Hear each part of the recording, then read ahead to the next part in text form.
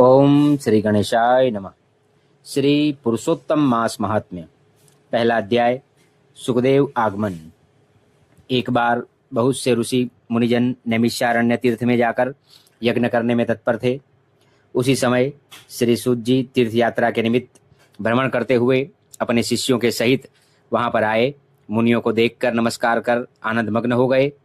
वल्कल वस्त्र पहने, प्रसन्न मुख, चेहरे पर कांति, परमार्थ में निपुण, चंदन से शोभायमान, तुलसी की माला तथा जटाओं का मुकुट धारण किए हुए महाशरणम इस अद्भुत मंत्र को जपते हुए सूत जी को देखकर नैमिषारण्य के महर्षि लोग उठकर खड़े हो गए।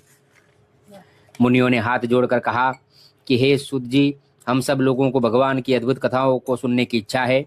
तब सूत जी ने प्रसन्नता से सब ऋषियों के आगे हाथ जोड़कर नमस्कार किया।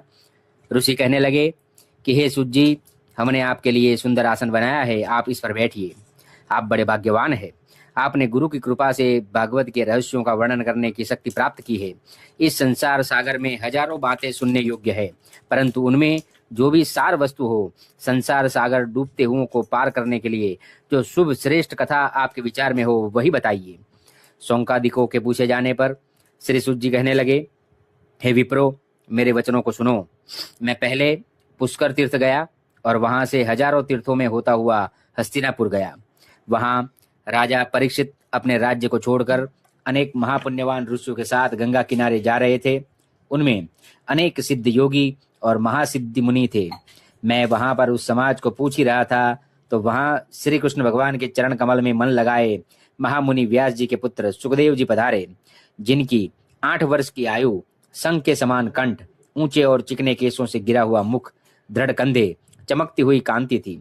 वह अवधूत वेश ब्रह्म स्वरूप थे। ऐसे महामुनि सुखदेव जी को देखकर सब मुनि के हाथ जोड़कर खड़े हो गए।